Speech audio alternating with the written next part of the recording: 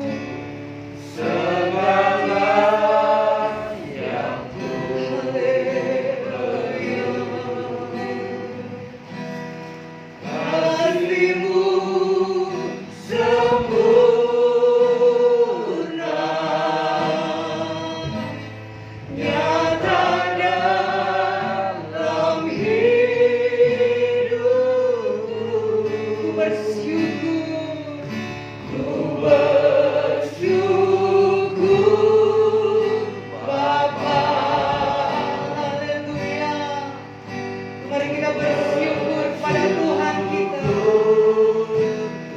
Haleluya. Buat kasih setiamu di dalam hidupku,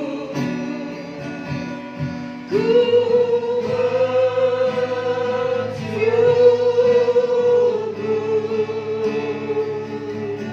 Tuhan, kami percaya Engkau sudah banyak berbuat dalam kehidupan kami dan mendatangkan setiap kebaikan kami.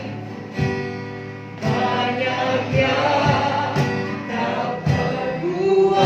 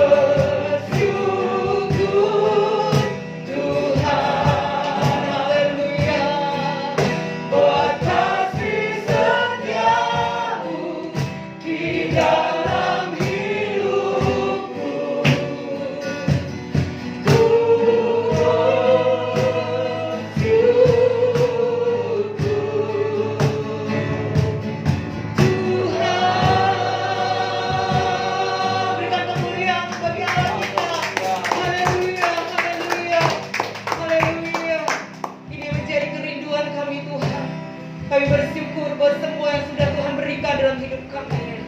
Buat setiap kesehatan, kekuatan, berkat-Mu, kasih-Mu, anugerah-Mu, bahkan pengorbananmu di atas kayu salib buat kami. Terima kasih Tuhan. Sebab itu pagi hari ini kami akan bersorak-sorai bagi Engkau dan memuliakan nama-Mu. Haleluya.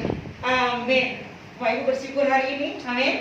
Kita akan masuki gerbang Tuhan dengan hati bersyukur. Amin. Coba berikan senyum kiri kanan dengan mata kita. Kelihatan ketika kita memberikan senyum. Haleluya. Memasuki gerbangnya dengan hati bersyukur. Haleluya. Haleluya.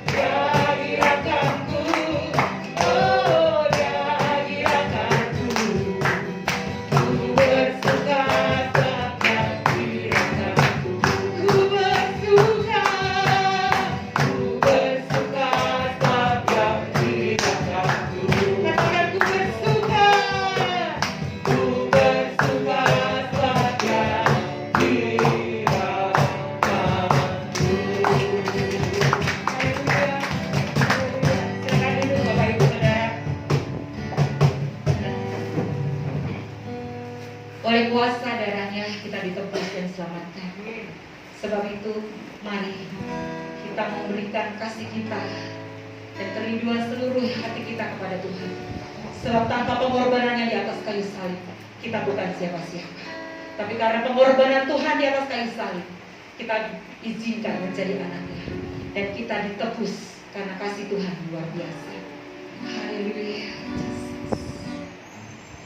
Haleluya.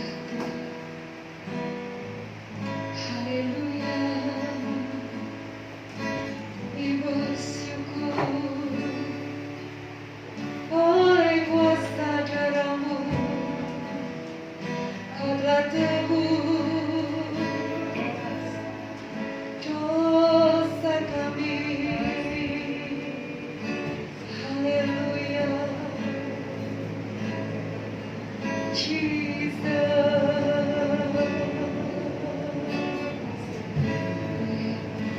Oleh kuasa darah-Mu, Kau telah tebus dosaku.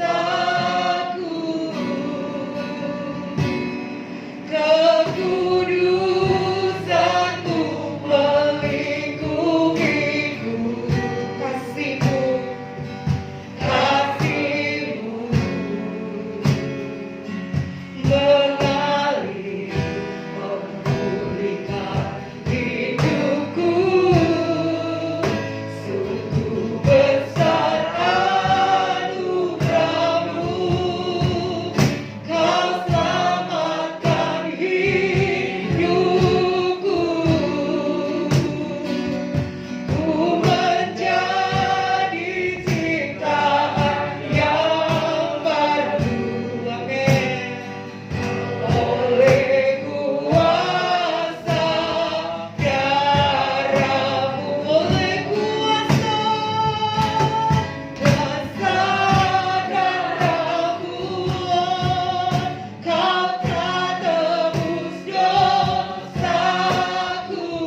Amin. Kekudusan-Mu melingkupiku. Kasih-Mu Tuhan, kasih-Mu mengalir memulihkan hidupku. Sungguh besar anugerah-Mu, Kau selamatkan hidupku. Amin. Ku menjadi ciptaan yang baru. Oleh kuasa darah-Mu. Saat ku masuk ke hadirat-Mu Tuhan. Haleluya. Saat ku masuk ke hadirat-Mu, bawa persembahan ke tempat kudus-Mu. Pujian, pujian, ku naikkan sembahku, berikan bagi-Mu Allah yang mulia. Kau layakkan kami Tuhan, Kau layakkanku menghampiri-Mu. Jesus, melihat tata kemuliaan-Mu Tuhan. Pujian, pujian, ku naikkan sembahku, berikan amin bagi-Mu Allah yang mulia. Mari kita bagi diri bersama-sama. Oleh kuasa darah-Mu ya, Kau telah tebus dosaku. Amin. Kekudusan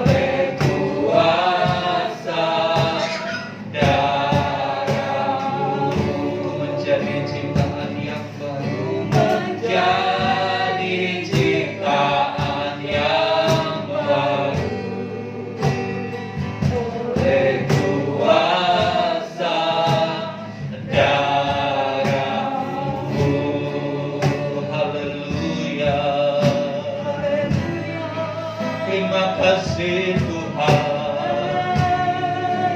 Terima kasih buat kasih-Mu memulihkan kami, menebus dosa kami. Kau selamatkan kami, jadikan kami ciptaan baru. Haleluya. Terima kasih Tuhan. Haleluya, haleluya. Haleluya. Pagi hari ini kami limpah dengan ucapan syukur oleh sebuah kenyataan bahwa kami telah ditebus oleh darah. Kasih-Mu memulihkan hidup kami. Terima kasih Tuhan, Kau menyelamatkan kami dan Kau menjadikan kami ciptaan yang baru, sehingga hidup ini boleh seturut kehendak Tuhan. Terima kasih untuk pagi hari ini. Dan sebentar firman-Mu yang akan kami dengar, yang kami sama-sama pelajari, kembali membuka wawasan kami, kembali menyadarkan kami betapa kasih-Mu yang luar biasa buat kami. Berbicaralah Tuhan, bahwa kami lebih mengerti, lebih memahami akan pribadi-Mu, satu pribadi yang luar biasa, yang layak dipuji dan disembah. Terima kasih Tuhan. Biarlah setiap kami membuka hati kami, menyediakan hati kami untuk firman. Dan kami percaya firman-Mu akan mengerjakan sesuatu yang ajaib dalam hidup kami, terus menerus memperbaharui kami, terus menerus menyempurnakan kami, sehingga kehidupan kami bisa segambar dan serupa dengan Engkau. Terima kasih Tuhan. Terpuji nama-Mu. Di dalam nama Yesus kami berdoa. Haleluya. Amin. Shalom. Saudara yang dikasih Tuhan, kembali hari ini kita boleh bersuka cita. Kita masuk bulan September, ya. Sudah tanggal 5. Ya, tidak terasa waktu berlalu. Tetapi saya percaya kita semua hidup dalam pemeliharaan dan berkat-berkat Tuhan. Amin. Apa kabar Bapak Ibu? Baik, luar biasa. Nah, saya mau ganti slogannya. Ketika ditanya apa kabar Bapak Ibu, dengan yakin, dengan tegas katakan, saya diberkati Tuhan. Amin. Apa kabar Bapak Ibu? Saya diberkati Tuhan. Tunjukkan bahwa kita adalah orang-orang diberkati Tuhan. Amin.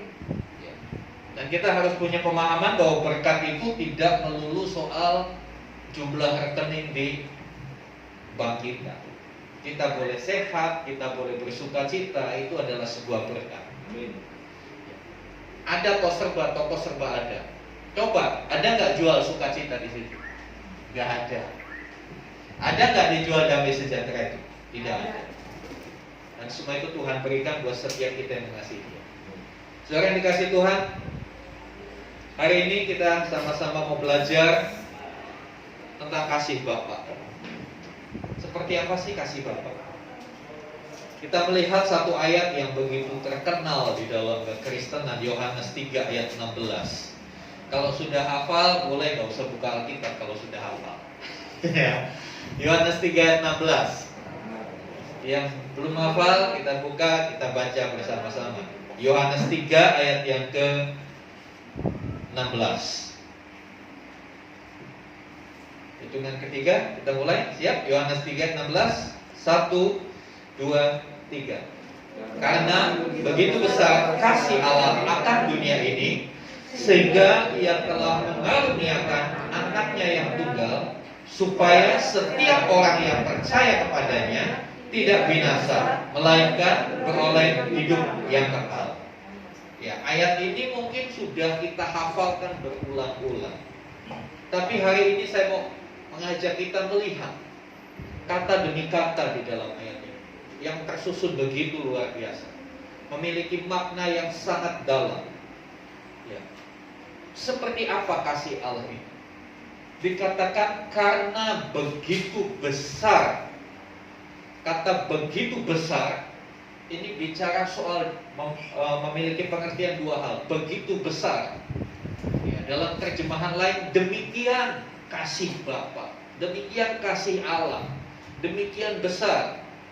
Ya, kata begitu, kata demikian menggambarkan sesuatu yang tidak terkatakan, sesuatu yang unlimited. Ya. Kata besar itu bicara soal kualitatif dan kuantitatif, besar secara jumlah dan besar secara kualitas. Seperti itulah kasih Allah bagi dunia.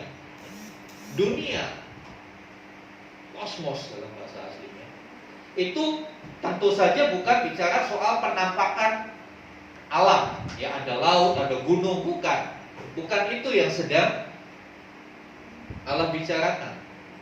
Tapi ketika Allah berbicara tentang dunia, itu jelas menunjuk kepada umat manusia yang diciptakan. Mengapa? Dari kisah penciptaan hari pertama, hari ke-6, yang spesial justru di hari ke-6, manusia. Itu yang spesial. Allah tidak berurusan dengan binatang, Allah tidak berurusan dengan pohon-pohon, tidak berurusan dengan gunung dan laut. Tapi dari awal penciptaan, Allah selalu berurusan dengan satu ciptaan yang namanya manusia. Mengapa Allah konsen dengan manusia?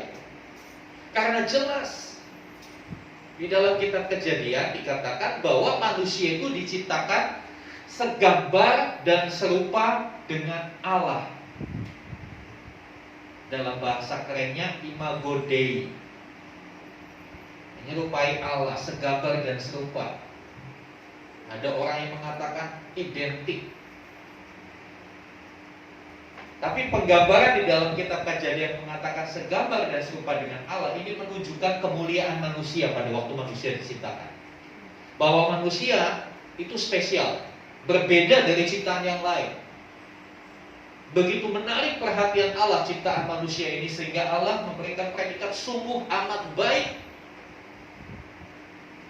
Sungguh amat baik. Tetapi dalam perjalanannya kita melihat manusia yang segambar dan serupa dengan Allah, manusia yang seharusnya bisa merepresentasikan Allah, menghadirkan Allah di tengah-tengah kehidupannya, rusak karena dosa. Sebetulnya gampang sekali ya Bapak Ibu bagi Allah untuk menyelesaikan masalah ini dalam sudut pandang manusia. Kalau kata Presiden Gus Dur, kok repot amat sih Allah? Musnahkan saja manusia, dia kan bisa bikin baru. Betul? Sebetulnya sesimpel itu. Tetapi sekali lagi, itu bukan pilihan Allah. Mengapa Allah tidak memilih memusnahkan manusia dan menciptakan ras atau bangsa yang baru, atau satu makhluk yang baru? Walaupun itu sebetulnya sangat sederhana, gampang. Alasannya ada di dalam ayat yang kita baca, Yohanes 3:16. Karena begitu besar, karena sedemikian besar kasih Allah, itu tidak bisa dia lakukan. Dia tetap punya satu keinginan untuk merestorasi, untuk memperbaiki manusia yang rusak itu. Nah, kita bersyukur Bapak Ibu untuk kasih Allah yang demikian. Dan inilah sebetulnya inti kekristenan. Tuhan Yesus ditanya oleh orang Farisi, oleh Taurat, di dalam Matius pasal yang ke-22. Matius pasal yang ke-22.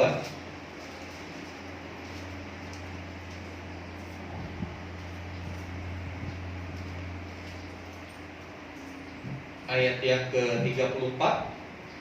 Matius 22:34 demikian. Ketika orang-orang Farisi mendengar bahwa Yesus telah membuat orang-orang Saduki itu bungkam, berkumpullah mereka, dan seorang dari mereka, seorang ahli Taurat. Ya. Kata ahli Taurat menunjukkan dia orang yang expert, dia orang mungkin udah S1, S2, S3, S7 begitu ya. Sudah tidak bisa diragukan keahliannya, pengetahuannya tentang kitab Taurat. Dia bertanya, tapi tujuannya untuk mencobai Tuhan Yesus. Guru, hukum manakah yang terutama dalam hukum Taurat? Hukum Taurat itu bukan cuma 10 itu ringkasannya di kolom itu.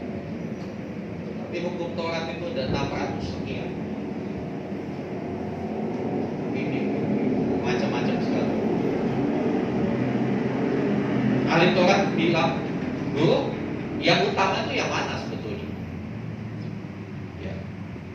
Tuhan Yesus menjawab, kasihilah Tuhan Allahmu dengan segenap hatimu, dan dengan segenap jiwamu, dan dengan segenap akal budimu. Itulah hukum yang terutama dan yang pertama. Dan hukum yang kedua yang sama dengan itu ialah kasihilah sesama manusia seperti dirimu sendiri. Pada kedua hukum inilah tergantung seluruh hukum Taurat dan kitab para nabi. Saudara yang dikasihi Tuhan, Tuhan Yesus menyimpulkan hukum Taurat dan kitab para nabi jadi dua. Kasihilah Tuhan Allahmu dengan segenap hatimu, segenap jiwamu, dan dengan segenap akal budimu. Dan kasihilah sesama manusia seperti dirimu sendiri. Hukum kasih ini sebetulnya dasar dari kehidupan Kristen yang sebenarnya. Kasih. Oleh sebab itu, saya mau katakan kepercayaan Kristen atau agama Kristen itu adalah agama kasih. Karena dimulai dari Allah yang mengasihi manusia.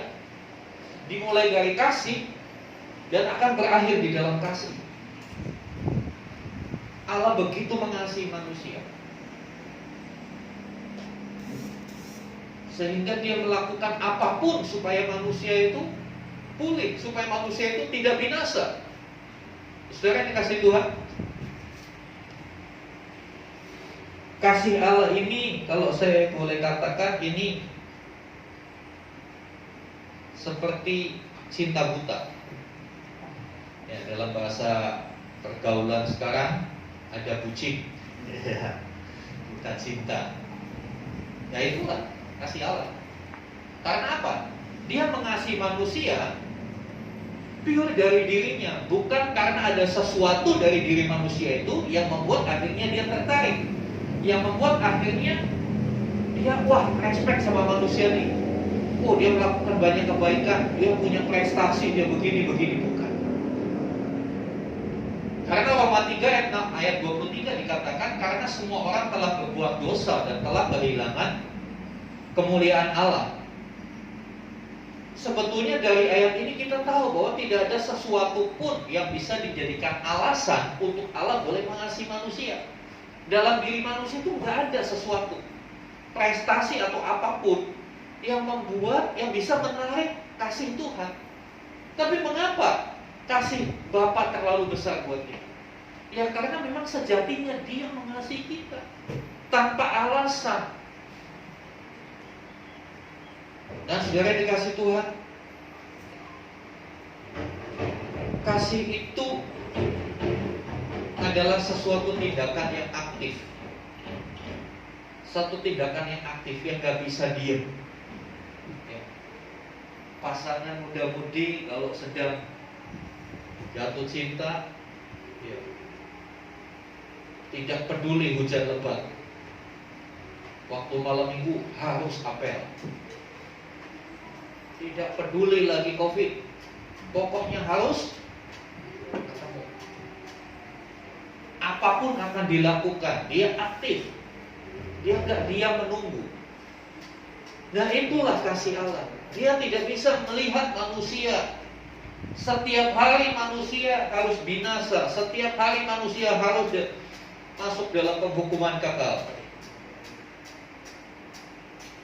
Dia tidak bisa diam. Sehingga ayat itu berkata, sehingga ia telah mengaruniakan. Telah, bukan akan. Ayat ini sebuah pernyataan, sebuah kesaksian apa yang sudah terjadi, bukan akan terjadi.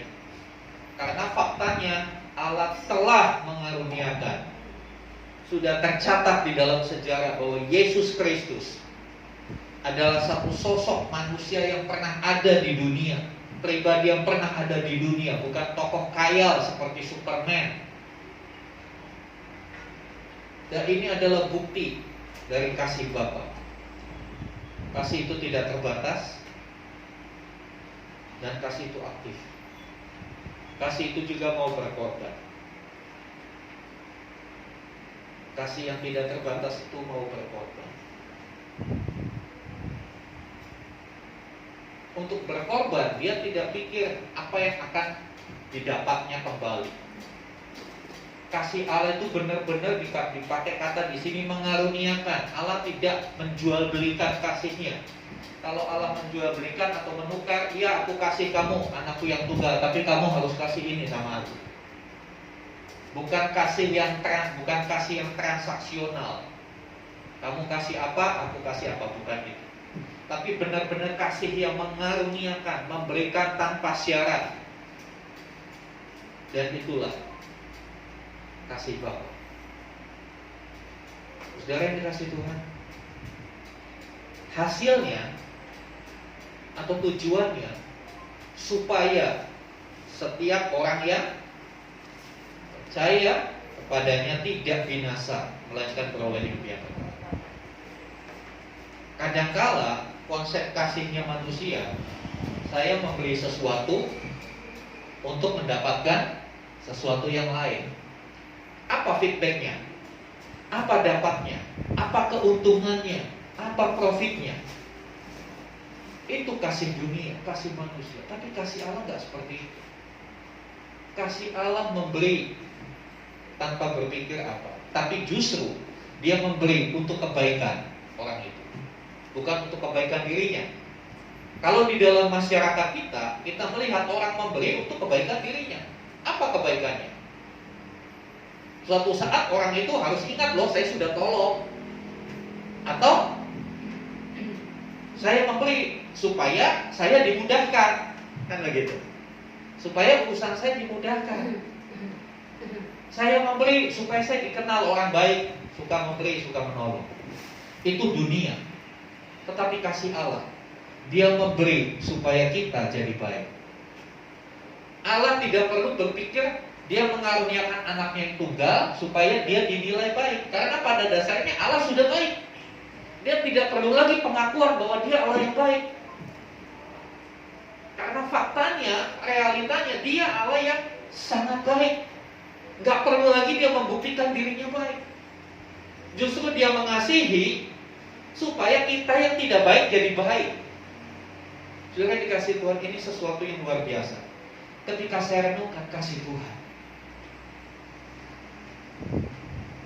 itu harusnya menimbulkan satu kesadaran untuk kita bisa membalas kasih Tuhan, untuk kita bisa merespon kasih Tuhan. Kesadaran manusia pada umumnya, terutama di Indonesia, masih pada level saya sadar kalau ada hukuman.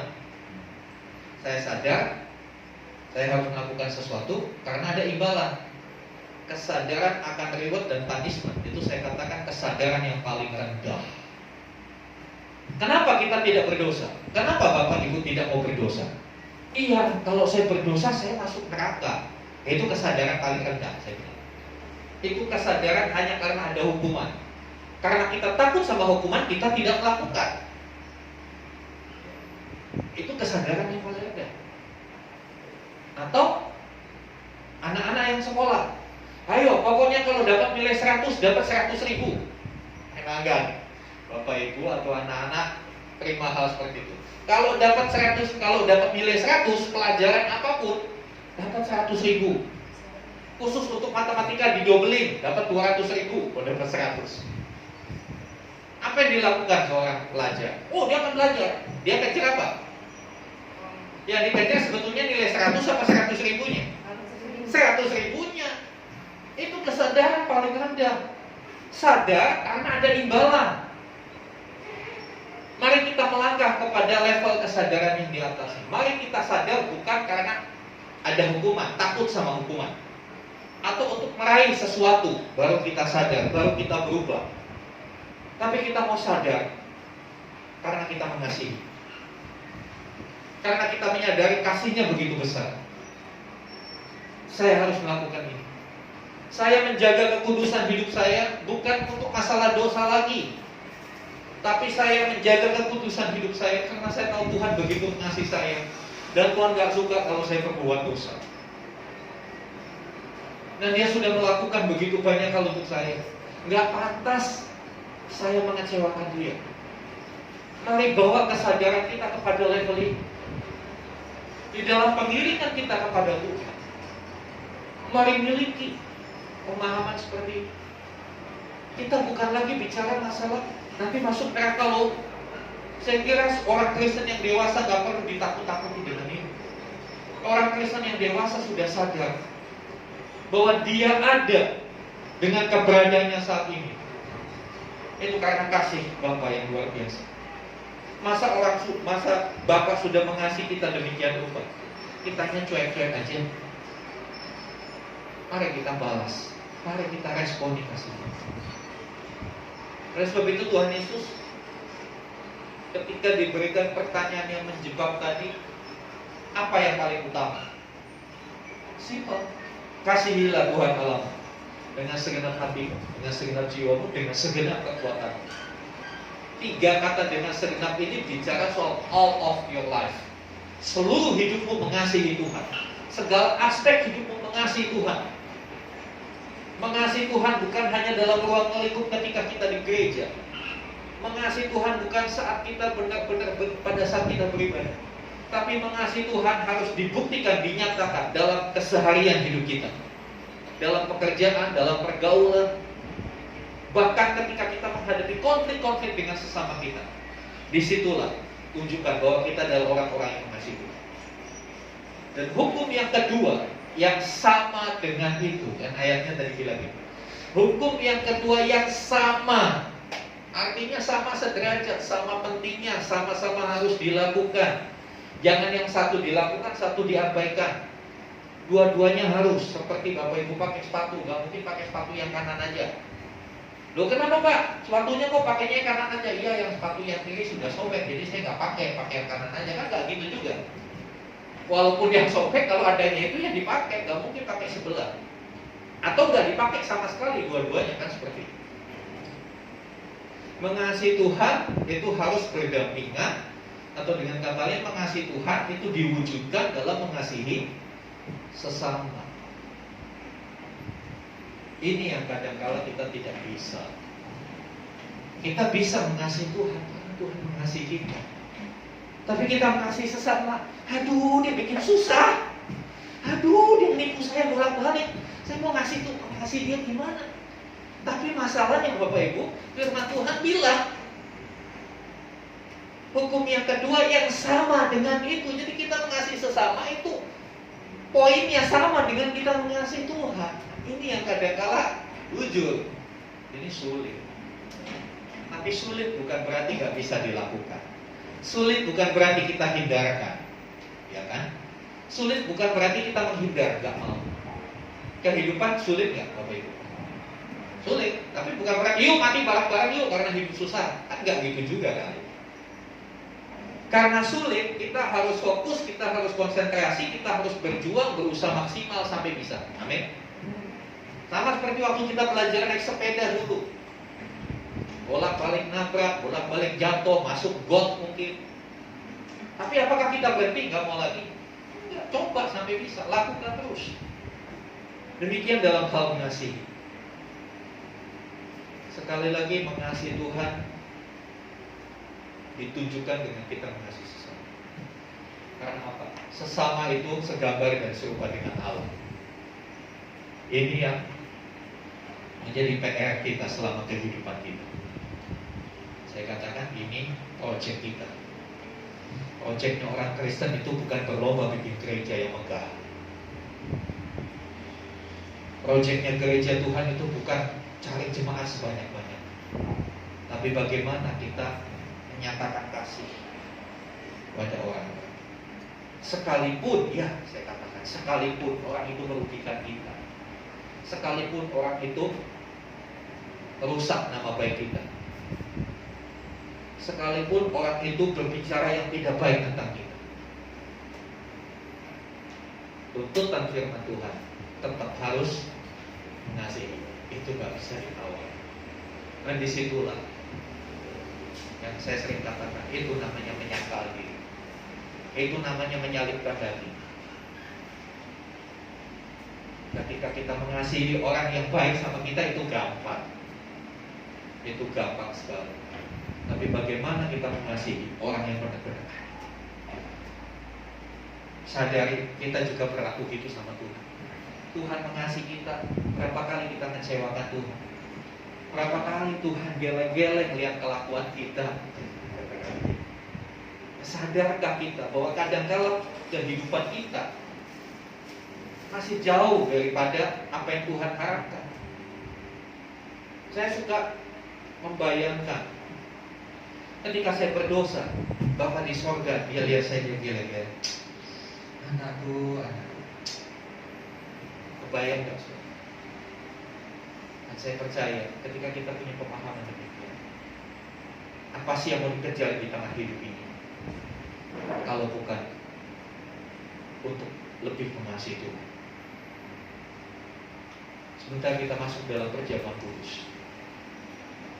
Saya berharap perjamuan kudus bukan hanya sekedar ritual agama di sebulan sekali, tapi setiap kali kita masuk perjamuan kudus, saya percaya ada message yang Tuhan sampaikan, ada pesan khusus yang Tuhan sampaikan, ada pemaknaan setiap kali kita masuk dalam perjamuan kudus. Dan kita kembali mengingat kasih-Nya yang begitu besar, ya, kasih-Nya yang begitu besar yang mengangkat kita, yang memulihkan kita. Dan kasih itu juga yang menjadikan kita sebagaimana kita ada sekarang. Mari kita sama-sama bangkit berdiri. Haleluya, haleluya.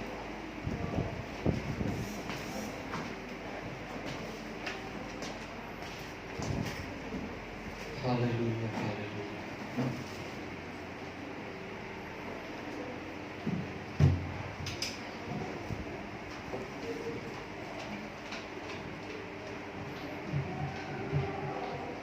Bapa mengasihi kita dengan kasih yang sedemikian besar. Mari kita mau responi kasih itu. Mari kita mau lebih mengasihi Tuhan. Dan yang sama dengan itu, mari kita mau mengasihi sesama. Kata sesama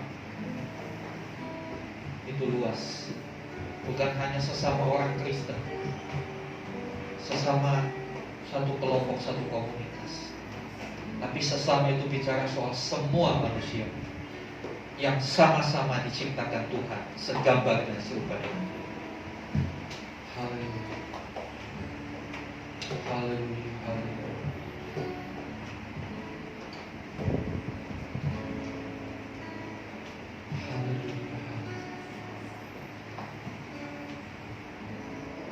Oleh kuasa darah-Mu,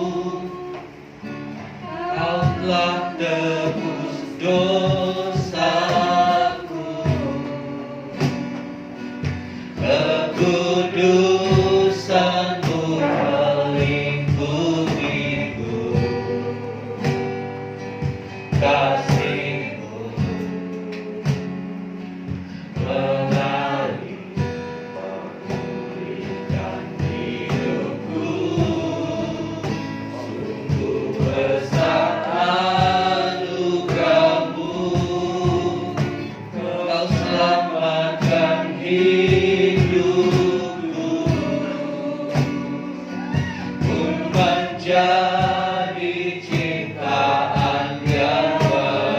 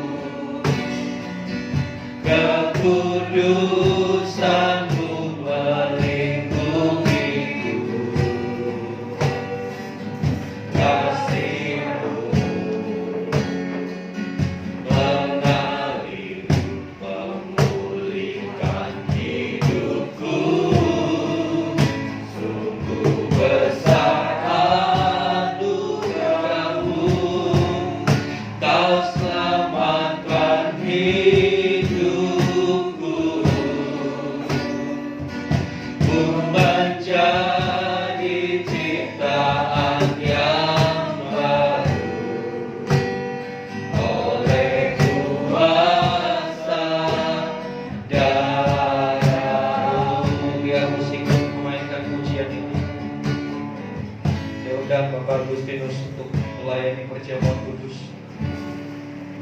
Mari Bapak Ibu Saudara, sebelum kita masuk dalam perjamuan kudus Tuhan, seperti firman Tuhan katakan, hendaklah kamu memeriksa diri.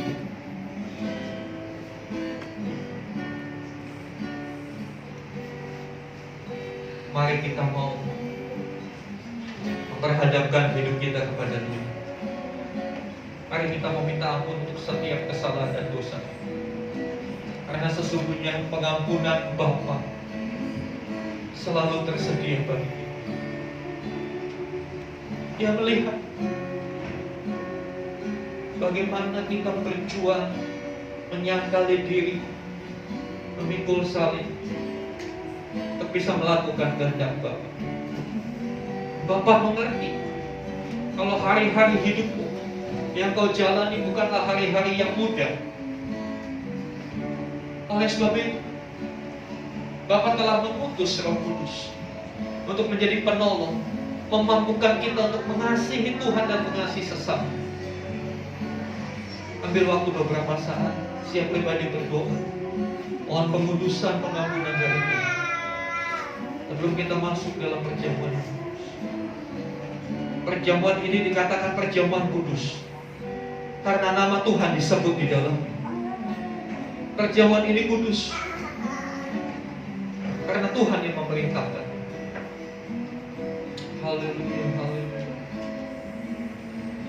Haleluya, haleluya. Ya Allah batas. Ampuni kami Tuhan. Kalau kami selalu gagal dalam mengasihi Tuhan. Terlebih kami seringkali gagal ketika kami mengasihi sesama. Ampuni kami. Berikan kami kekuatan. Kami boleh menanggapi kasih-Mu. Kasih-Mu yang begitu luar biasa.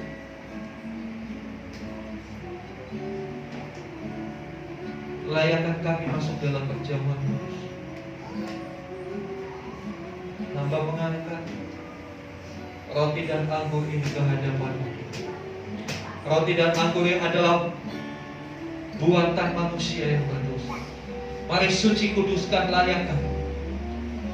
Boleh kami gunakan sebagai sarana simbol kehadiran-Mu tengah hidup kami. Sebagai peringatan akan betapa kasih Bapa yang begitu besar melalui karya Tuhan Yesus Kristus. Ya, roti dan anggur ini benar-benar menjadi perlambang tubuh dan darah Tuhan yang sudah dicurahkan, dihancurkan bagi kami semua. Dan kami boleh berlayar, disatukan dengan tubuh dan darah Tuhan, sehingga hidup kami bersatu dengan kehidupan Kristus melalui firman-Nya. Kami sebagai gereja Tuhan disatukan menjadi satu tubuh di dalam-Nya. Terima kasih dalam nama Tuhan Yesus.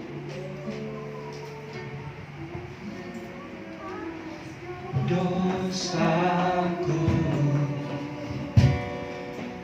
kekudusan-Mu melingkupiku, kasih-Mu mengalir memulihkan hidupku.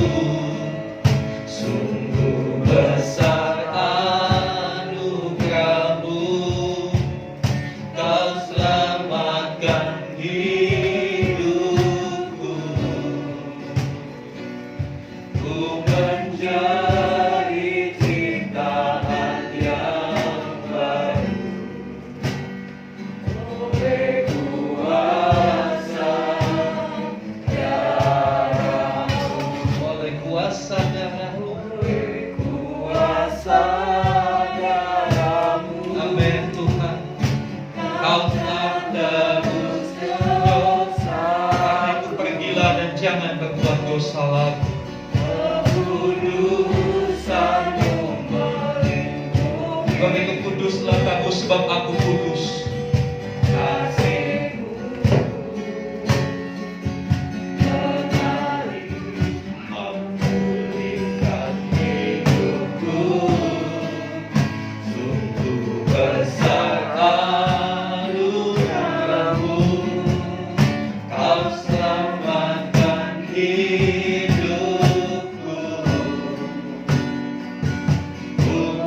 menjadi ciptaan yang baru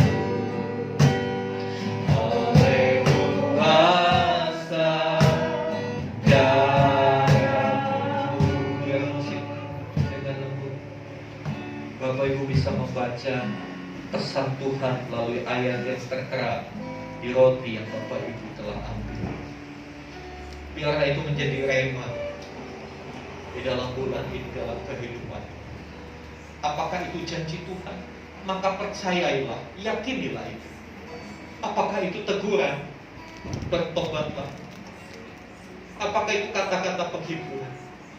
Jadilah kuat oleh Haleluya, haleluya, haleluya. Haleluya, haleluya, haleluya. Mari kita angkat roti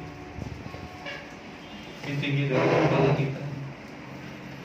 Kita hargai, kita hormati pengorbanan Tuhan Yesus, di mana tubuhnya sudah dipecah-pecah. Dengarlah firman Tuhan. Sebab apa yang telah kuteruskan kepadamu, telah aku terima dari Tuhan, yaitu bahwa Tuhan Yesus pada malam waktu Ia diserahkan, mengambil roti, dan sesudah itu Ia mengucap syukur atasnya. Ia memecah-mecahkannya dan berkata, inilah tubuhku yang diserahkan bagi kamu. Perbuatlah ini menjadi peringatan akan aku. Bukankah roti yang kita angkat adalah tanda persekutuan dengan tubuh Kristus? Amin. Di dalam nama Tuhan Yesus kita.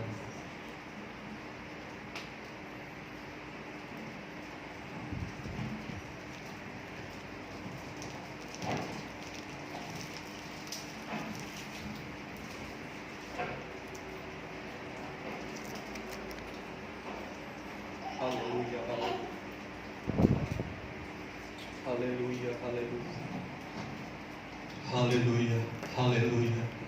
Sambil mengucap syukur untuk tubuh Tuhan Yesus yang tergantung di atas kayu salib, mari kita angkat cawan yang berisi anggur. Haleluya, haleluya. Demikian juga Ia mengambil cawan sesudah makan, lalu berkata, cawan ini adalah perjanjian baru yang dimeteraikan oleh darahku. Perbuatlah ini setiap kali kamu meminumnya, menjadi peringatan akan aku. Bukankah cawan berisi anggur yang kita angkat adalah perjanjian dengan darah Kristus, darah yang mengampuni setiap dosa dan pelanggaran kita, darah yang menjadikan kita ciptaan yang baru. Amin. Mari kita minum bersama-sama di dalam nama Tuhan Yesus.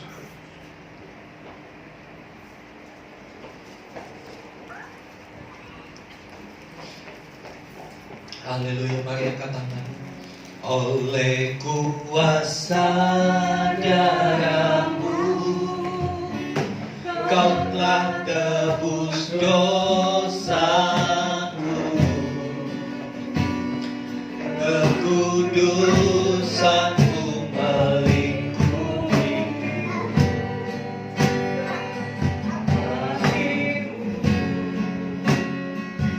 Menggali, memulihkan hidupku. Besar anugerah-Mu, Kau selamatkan hidupku. Ku menjadi ciptaan yang baru oleh kuasa darah-Mu. Terima kasih Tuhan. Oleh kuasa darah-Mu, Kau telah menebus dosa kami. Sebab itu biarlah kami pergi dan tidak berbuat dosa lagi. Kekudusan-Mu melingkupi kami. Sebab itu biarlah kami senantiasa menjaga kekudusan, karena Engkau adalah Allah yang kudus. Bersyukur buat kasih-Mu yang mengalir memulihkan hidup kami. Terima kasih buat pemulihan yang Tuhan kerjakan buat hidup kami. Kami menyadari semua itu karena anugerah-Mu yang besar. Engkau menyelamatkan hidup kami. Dan biarlah kami menjadi ciptaan yang baru, karena kuasa-Mu yang mengerjakan itu dalam hidup kami. Terima kasih Tuhan, menteraikan siap kebenaran firman-Mu. Biarlah itu menjadi bagian ingat-ingatan yang terus-menerus kami usahakan, kami bersungguh-sungguh dalam melakukannya, sehingga Tuhan bisa disenangkan melalui. Terima kasih Tuhan. Terima kasih untuk perjamuan kudus ini. Kami dikuatkan, kami disembuhkan, kami dipulihkan, kami dilayakkan. Terpuji nama-Mu Tuhan. Di dalam nama Tuhan Yesus kami berdoa. Haleluya. Amin. Silakan duduk, menjadi kasih Tuhan.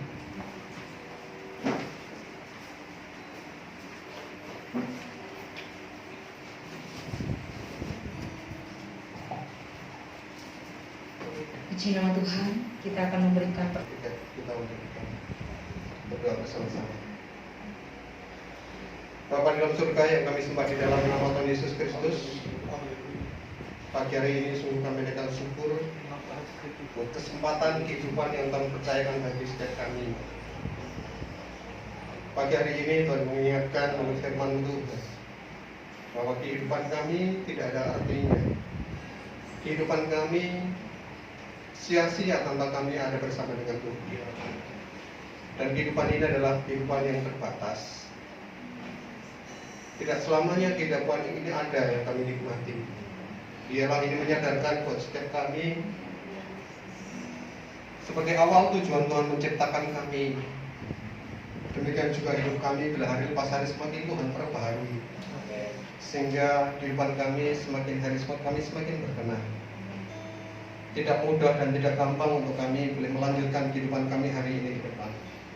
Tetapi kami bersyukur buat pengorbanan Tuhan Yesus yang memampukan kami untuk kami boleh hari lepas hari kami semakin baik. Hari lepas hari kami semakin menyadari bahwa hidup kami adalah memiliki arti yang penting dimanapun kami ada Tuhan Yesus. Bila firman-Mu pada pagi hari ini Tuhan materaikan di dalam hati kami, Tuhan tumbuh kembangkan di dalam hidup kami, sehingga kami menyongsong kami hari-hari ke depan. Kami menjalankan bersama dengan Tuhan. Terima kasih Lord surga, terima kasih Lord Kudus. Kami sepakat berdoa untuk Pak Ubaja sebagai pemimpin kami di tempat ini. Biarlah pengurapan hikmat telah turun atas hamba Tuhan. Kekuatan kesehatan menyertai hamba-Mu Bapa. Kami percaya bahwa kami mengucap syukur memiliki pemimpin yang sungguh-sungguh hidupnya, memberikan waktu dan tenaganya bagi kami, dan membawa kami untuk kami boleh mengenal, mengalami Tuhan melalui hamba-Mu Tuhan. Terima kasih Bapak surga, berkati Budia, berkati saya dan Sasa. Kami percaya Tuhan memelihara keluarga ini, dan apapun harapan-harapan ke depan, kami percaya bahwa Engkau adalah jawaban bagi setiap doa bagi keluarga ini. Terima kasih Bapak, kami menyerahkan untuk seluruh jemaat yang ada di tempat ini Tuhan Yesus. Kau bersama dengan Tres dan kedua anaknya yang ada di Solo. Kami percaya Tuhan juga menyertai setiap langkah kehidupan kami Tuhan. Dan Tuhan yang memampukan setiap langkah kehidupan kami untuk kami semakin hari kami semakin serupa dengan Tuhan. Terima kasih Bapak. Roh Kudus berikan kami kemampuan untuk membangun kehidupan kami di atas batu karang, membangun kehidupan keluarga kami, membangun kehidupan kami pribadi lepas pribadi, yaitu di atas kebenaran. Terima kasih Bapak surga. Berdoa untuk gereja di tempat ini. Saat kami percaya bahwa bukan karena kekuatan setiap kami boleh mendirikan gereja di tempat ini. Semua itu kan anugerah dan kekuatannya Tuhan. Dan Tuhan punya tujuan bagi gereja ini Bapak. Tuhan yang memulai dan kami percaya Tuhan yang menumbuh kembangkan ke depan. Dan kami percaya biarlah banyak jiwa yang senantiasa boleh dimenangkan oleh gereja ini. Terima kasih Bapak surga, terima kasih Roh Kudus.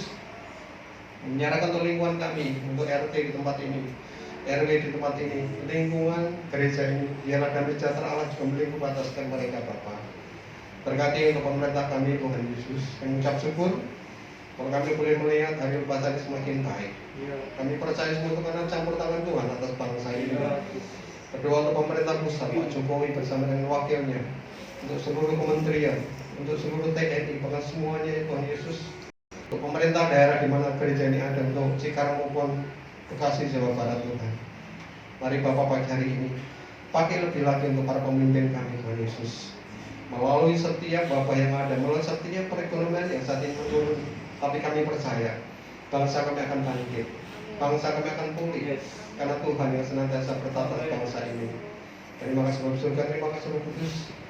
Ucap syukur kami serahkan untuk pagi hari ini. Sebentar lagi kami akan pulang. Tuhan menyertai setiap langkah kehidupan kami sampai tujuan kami dengan selamat. Bahkan damai sejahtera Allah yang melampaui segala akal menyertai setiap langkah kehidupan kami Tuhan. Terima kasih Bapak surga. Sebelum kami pulang, kami rindu menerima berkat-Mu melalui hamba-Mu. Mari buka hatimu, angkat tanganmu, dan terimalah anugerah Allah yang besar yang dinyatakan melalui pengorbanan Tuhan Yesus Kristus di atas kayu salib dan persekutuan pengurapan Roh Kudus kiranya melimpah atas hidup setiap hari. Terimalah berkat-berkat jasmani, terlebih lagi berkat rohani, dan jadilah berkat dimanapun Tuhan menempatkan hidupmu.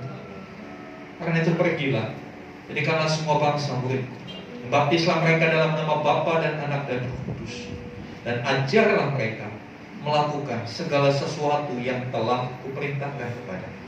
Dan ketahuilah aku menyertai kamu senantiasa sampai kepada akhir zaman. Pada saatnya Tuhan Yesus akan datang kali yang kedua, menjemput kita semua untuk masuk dalam kebahagiaan kekal, supaya di mana Tuhan Yesus berada, di situ pun kita boleh berada. Terima kasih Tuhan. Di dalam nama Tuhan Yesus Kristus. Haleluya. Amin.